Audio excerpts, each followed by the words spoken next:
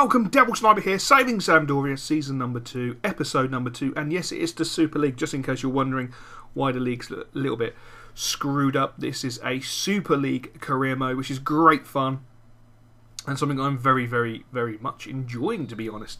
It's really different, and it's really, really good fun, and this first season was fantastic, and again, I just want to thank you for the support on episode number 1 for season number 2. It really is appreciated, and you guys are absolutely fantastic. As you can see, we're just getting some of the pre-season friendlies out of the way. They're games I'm not interested in. I don't want to play.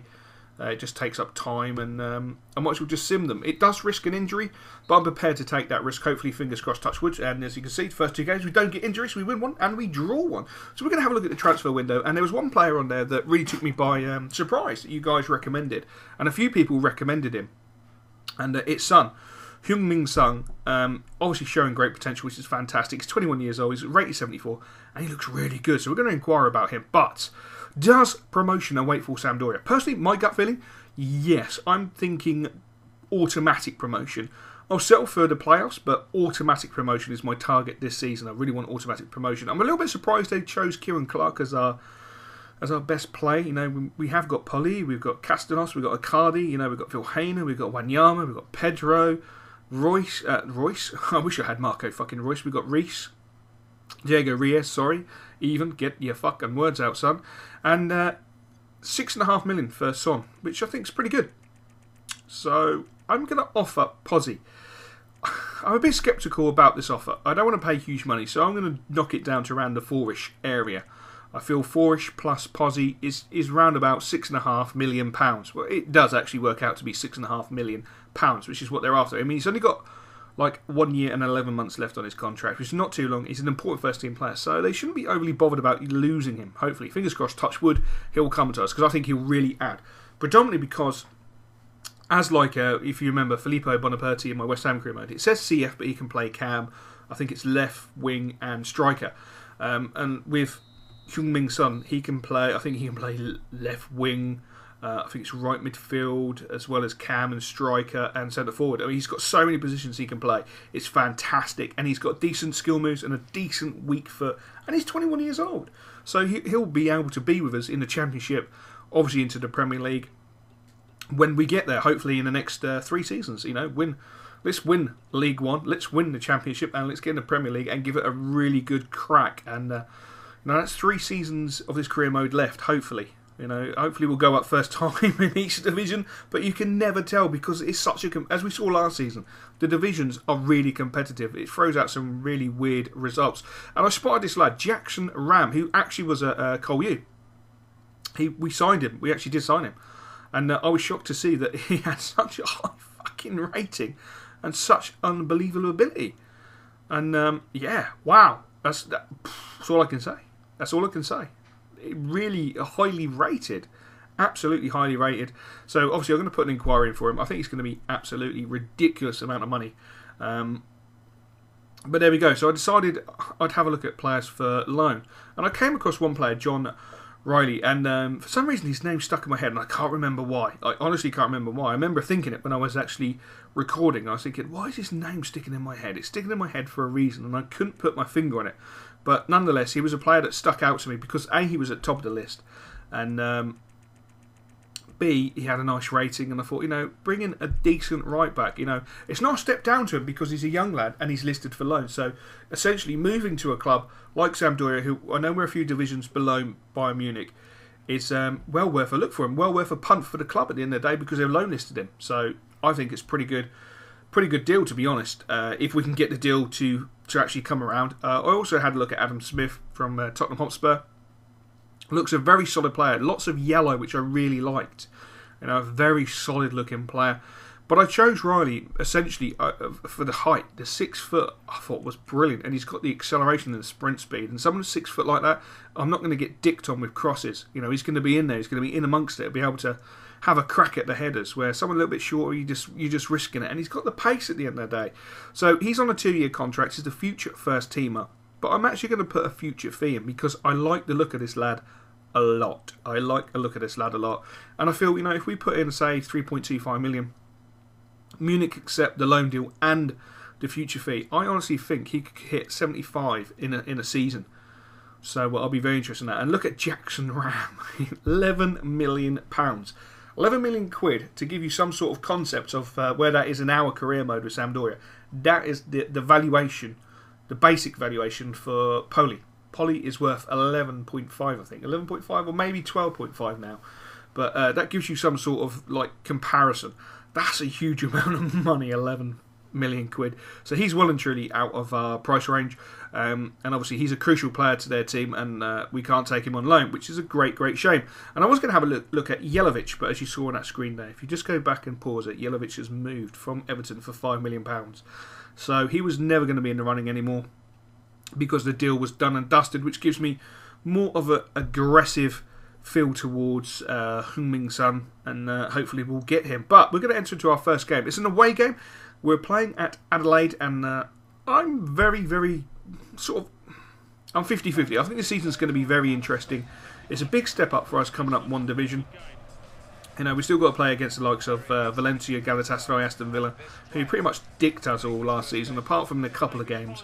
But early doors in the season, we got battered around the pitch by the likes of Galatasaray, Valencia and Aston Villa. So we know we're coming up into a very strong division. So it's going to be hard. None of these teams in this division are mugs. You know, Adelaide didn't have the great season last season, but they had a solid season. They stayed up. You know, they played good football. They got results predominantly against the bigger teams. They struggled against teams in the mid-table, and they didn't do against teams too well at the bottom of the table. But anyone in like the top 10, they really gave them a run for their money, which worries me because I feel we're a top 10 side. Many people may not think we're a top 10 side. I personally do, and I feel we can definitely finish in the playoffs, if not in the actual automatics. And Kare there with a fantastic shot. He's been working so well in the summer. He really has come on leaps and bounds. I've got high hopes for Kare and Castanos this season. There's going to be times in this season when them two are not going to perform, and they're going to struggle, but I've got such faith in our youngsters, and these two lads. They're young lads. They're going to be absolutely fantastic. Look at that ball out to Rojas. I believe it's Rojas and not Rojas, as I say. The J is actually pronounced as a H, so is it Rojas? He looks really good. Sarli into Poli, and Poli trying to get in there, trying to make something happen, but unfortunately just can't make it happen. Adelaide were just playing such good football, and they hit us really hard on the counter-attack. Very good side going forward. I felt they were very inept at the back, that we had plenty of opportunity, but they started to knock the ball around us, really made us look really ordinary at times. I mean, that was a great ball in there, but, you know, thankfully we had some common sense, good defending for once, and Pedro picking the ball up, moving the ball forward, knocking it into our boy Poli. You know, we're playing really nice football. It's a really tough game. This game, I've got to say, for a first game of the season, I was hoping for an easy game, but this game was hard work. Really hard work. Really hard work. But Sarli picks up the ball, tries to play it forward again, but just nothing was working for us. It was just so competitive. Both teams cancelling each other out. Sarli again with the ball, knocks it into Marcelo, and oh my God, after 23 minutes, Marcelo comes up with an absolutely magnificent first-time volley. Left foot into that bottom corner. So much build-up play. You could see we would dominate possession, but we just weren't breaking them down. We got lucky, and we got lucky there. Unbelievable. A free header. So going in at half-time and winning 1-0. I've got to say, I was proud of the boys. The boys were working hard. They were playing like we were against Hamburg in the playoff finals. You know, trying to dominate possession, trying to make things happen.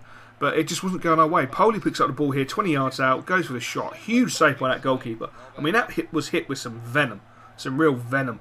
And he done a great job to get it there. And Castanos dropping deep, trying to find the ball, trying to make something happen. The ball's knocked back into Poli. Poli into Castanos. And look at Castanos. He's beautiful shot just over the bar. I tell you, he is brimming on greatness, real greatness. And again, look at Icardi. Icardi plays a beautiful ball into Castanos. Them two interlinking was absolutely sublime. Nothing came off for them, but the foundations is there. And we won the game 1-0, which I was really happy with, because that's a good start to the season. Hopefully you all agree. If you do agree, post in the comments below. That's a good start to the season. And also post in the comments below where you think we will finish in this season. So again, not only are we having trouble trying to sign Heung-min Son, because they've come back and said no, but other clubs are now being alerted to his greatness, which is really concerning, because we want no one else to come in for him. And we've now got to try and find another player that they might be interested in. So I choose Roberto. Hopefully they'll be interested in Roberto. 5 million quid plus Roberto. That's a lot of money as a deal. That's a good deal. I think they're getting a really good deal. They may think so. They may not think so. And then Munich come back to us and says, we're going to review your offer for Joe. We want to have a little bit of time to think and consider your future fee, because they want to weigh up his options. Is he going to be an absolute epic player? Is he in a new Lam, or is he just a basic right back who's going to be great but not epic? So we'll have to wait and see. We're going to take on the Capital One Cup game now. Obviously the Cup games I'm not really interested in. It's all about the league for me, the Super League.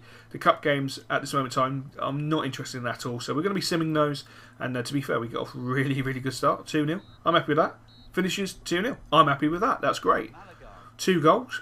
Happy as Larry. And Munich come back and say, yes, bang on. You can have him for 3.2 million quid if you think he's good enough, and you can have him on the season loan. Well, to me, job done. 21 years old, rated 72.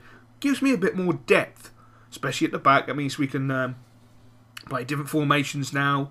More 4 at the back, which is good. It gives just a little bit more rotation. Not so much is going to be expected from a centre-back playing as a right-back.